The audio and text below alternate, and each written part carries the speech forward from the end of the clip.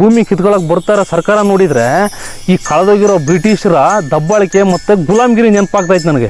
ಅಣ್ಣ, ಹಸಿರು ಟವಲ್ ಹಾಕಿ ಹೋರಾಟಕ್ಕೆ ಇಳಿದವನು ಮಾತ್ರ ರೈತ ಅಲ್ಲ. ಇವ ಒಂದು ಕಡೆ ನೋಡಿದರೆ ಬರಗಾಲ, ಇನ್ನೊಂದು ಕಡೆ ಈ ಗೊಬ್ಬರ ಔಷಧಿ ಬೆಲೆ ಎಲ್ಲ ಗಗನಕ್ಕೇರೈತಿ. ಹಣ ಇದ್ದೊಂದು ಪಾಲಿಗೆ ಸರ್ಕಾರಿ ಗೊಬ್ಬರ, ನಮ್ಮಂತರ ಪಾಲಿಗೆ ಬ್ಯಾಂಕ್ ಸಾಲದ ಬಡ್ಡಿನ, ಕಮಿಷನ್ನು ರಾಜಕಾರಣಿಗಳಿಗೆ, ಗೂಟ ನಮಗೆ. ಅಯ್ಯಪ್ಪ, ಹಿಂಗೆಲ್ಲ ಮಾಡ್ತಾರೆ.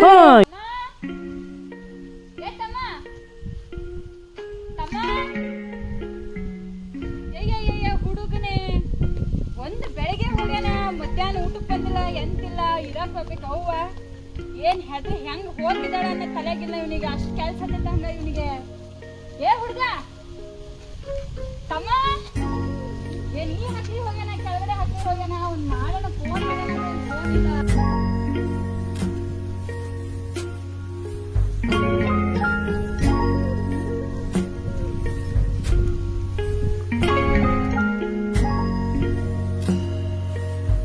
ಎಲ್ಲ ಹೋದ್ನಲ್ಲ, ಇಲ್ಲೇ ಅದಾನದೆ.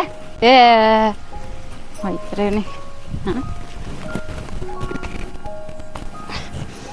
ಏ ಹುಡುಗನೇ, ಕಿವಿ ಕೇಳಿಸ್ತಾವಲ್ಲ, ಅಷ್ಟು ಹೂಲ್ತದೆ ನಾಗ್ಲಿಂದ.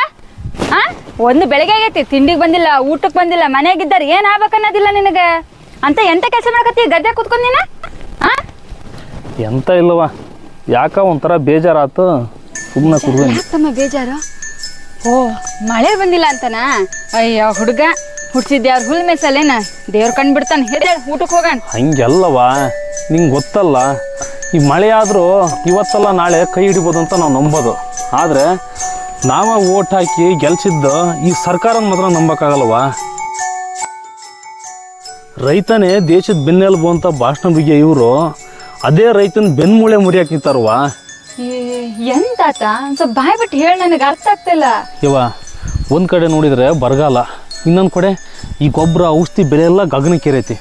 ಹಣ ಕೊಡ್ತೀವಿ ಅಂದರೂ ಒಂದು ಚೀಲ ಗೊಬ್ಬರ ಸಿಗ್ತಾ ಇಲ್ಲ. ಒಂದು ವೇಳೆ ಸಿಕ್ತು ಅಂದರೆ ಅದಕ್ಕೆ ಪಾಣಿ, ಆಧಾರ್ ಕಾರ್ಡು ಬೇಕಂತೆ. ಇದನ್ನ ಗುರಿ ಹಾಕ್ಸ್ಕೊಂಡು ಆ ಗೊಬ್ಬರದ ಅಂಗಡಿಯವರು ತಮ್ಮ ಮನ್ಸಿಗೆ ಬಂದ ರೇಟಿಗೆ ಗೊಬ್ಬರ ಮಾರ್ತಾ ಇದ್ದಾರೆ. ಹಣ ಇದ್ದೊಂದು ಪಾಲಿಗೆ ಸರ್ಕಾರಿ ಗೊಬ್ಬರ, ನಮ್ಮಂತರ ಪಾಲಿಗೆ ಬ್ಯಾಂಕ್ ಸಾಲದ ಬಡ್ಡಿನ.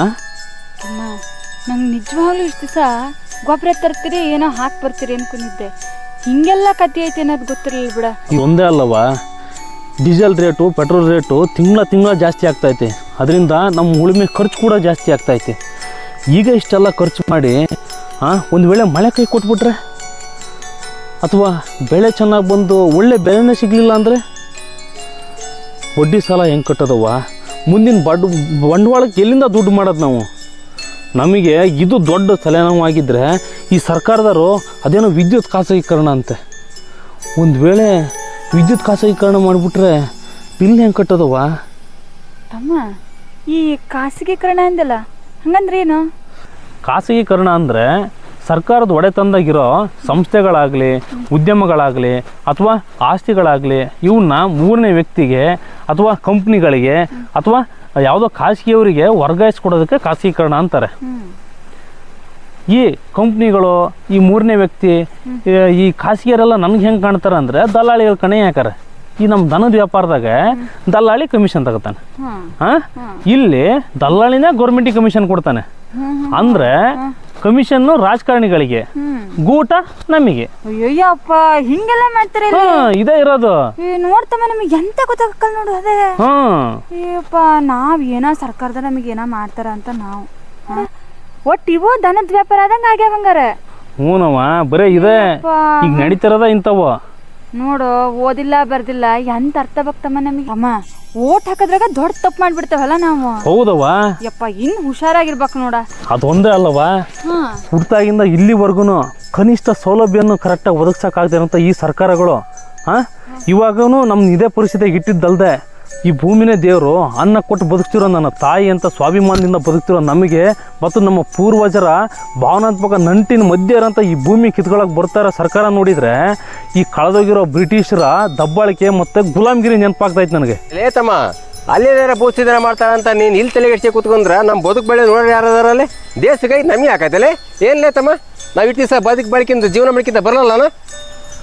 ಅಣ್ಣ, ನಿಮ್ಮಂಥವ್ರು ಎಲ್ಲರೂ ಇವಾಗಲೂ ಹೀಗೆ ಯೋಚನೆ ಮಾಡ್ತಿರೋದ್ರಿಂದನೇ ನಮ್ಮ ಸರ್ಕಾರದವರು ನಮ್ಮಂಥ ರೈತರ ಮೇಲೆ ಸಾಮಾಜಿಕವಾಗಿ, ಆರ್ಥಿಕವಾಗಿ, ಶೈಕ್ಷಣಿಕವಾಗಿ ತಾರತಮ್ಯ, ಅನ್ಯಾಯ, ಶೋಷಣೆ ಮಾಡ್ತಾನೆ ಬರ್ತಿದ್ದಾರೆ. ನಾವು ಕಷ್ಟಪಟ್ಟು ಬೆಳೆದಿರ್ತಕ್ಕಂಥ ಬೆಳೆಗೆ ಮಾರುಕಟ್ಟೆಯಲ್ಲಿ ಕನಿಷ್ಠ ಬೆಂಬಲ ಬೆಲೆನೂ ಕೊಡೋಕ್ಕಾಗದೆ ದಲ್ಲಾಳಿಗಳು ಕಡಿಮೆ ರೇಟಿಗೆ ಖರೀದಿ ಮಾಡಿ ನಮ್ಮ ರೈತರ ಆರ್ಥಿಕ ಮಟ್ಟನ ಹಾಳು ಮಾಡ್ತಾ ಇದ್ದಾರೆ. ಏನೋ ಅನ್ಯಾಯ ಆಗಿದೆ ರೈತರಿಗೆ ಅಂತೇಳಿ ಶಾಂತಿಯುತ ಪ್ರತಿಭಟನೆ ಮಾಡೋಕ್ಕೆ ಹೋದರೆ ಪೊಲೀಸರನ್ನ ಬಿಟ್ಟು ನಮ್ಮ ಮೇಲೆ ದೌರ್ಜನ್ಯ ಮಾಡಿಸ್ತಾರೆ. ಎಲ್ಲ ಸಲದ ಯೋಜನೆ ತಂದು ಒಳ್ಳೇದು ಮಾಡ್ತೀವಿ ಅನ್ನೋ ಮುಕ್ಕೋಡ ಹಿಡ್ಕೊಂಡು ರೈತರು ಜಮೀನು ಹೊಡೆಯೋಂಥ ಕುತಂತ್ರ ಮಾಡ್ತಿದ್ದಾರೆ. ಯುವ ರೈತರಿಗೆ ಭಯ ಹುಟ್ಟಿಸ್ತಾ ಇದ್ದಾರೆ. ರೈತರನ್ನ ಹತ್ತಿಕ ಕೆಲಸ ಮಾಡ್ತಿದ್ದಾರೆ ಇವರು. ಇನ್ನೂ ಎಲ್ಲಿವರೆಗಣ ಇದು? ತಮ್ಮ ನೀ ಹೇಳಿದ್ದೆಲ್ಲ ಸರಿ ಐತಿ. ಇದನ್ನೆಲ್ಲ ಸರಿಪಡಿಸ್ಬೇಕು ಅಂದ್ರೆ ಏನು ಮಾಡ್ಬೇಕು? ಅಣ್ಣ, ಹಸಿರು ಟವಲ್ ಹಾಕಿ ಹೋರಾಟಕ್ಕೆ ಇಳಿದವನು ಮಾತ್ರ ರೈತ ಅಲ್ಲ. ಈ ಭೂಮಿಯಲ್ಲಿ ಬೆಳೆದಿರತಕ್ಕಂಥ ಬೆಳೆನ ಕಾಯ್ಕೊಂಡು ಇದನ್ನೇ ನಂಬ್ಕೊಂಡು ಬದುಕ್ತಿರೋ ಪ್ರತಿಯೊಬ್ಬನು ರೈತಾನೆ. ಅಂದರೆ ಹೊಟ್ಟೆಗೆ ಅನ್ನ ತಿನ್ನೋ ಪ್ರತಿಯೊಬ್ಬನು ರೈತಾನೆ ಅನ್ನೋದನ್ನ ನಾವೆಲ್ಲ ಒಗ್ಗಟ್ಟಿಂದ ಸರ್ಕಾರಕ್ಕೆ ತೋರಿಸ್ಬೇಕಾಗೈತಿ. ಕರ್ನಾಟಕದ ರೈತನ ಮನೆ ಕದ ತಟ್ಟಿ ಆ ಕಡೆಗೆ ಬಾ ಅಂತ ಹೇಳಿ ಯಾವ್ಯಾವನ್ ಕರಿತದನ ಅವನಿಗೂ ಕೂಡ ನಾವು ಉತ್ತರ ಕೊಡ್ಬೇಕಾಗೈತಿ. ಇದಕ್ಕೆಲ್ಲ ನಾವು ರೈತ ಏನಾಗಬೇಕು, ಒಗ್ಗಟ್ಟಾಗಬೇಕು. ಏನಂತೀರಿ? ಎಂಥ ಮಾತು ಹೇಳಿದಿಲ್ಲ ತಮ್ಮ, ಪ್ರತಿಯೊಬ್ಬನಿಗೂ ಅರ್ಥ ಆಗಂತ ಮಾತು ಹೇಳಿದೀಯ. ನಡಿ, ನಿನ್ನ ಬೆನ್ನಿಂದಗಡೆ ನಾವು ಅದೇವಿ, ಒಗ್ಗಟ್ಟನ್ನು ತೋರ್ಸೋಣ, ಬಾ ನೋಡೋಣ.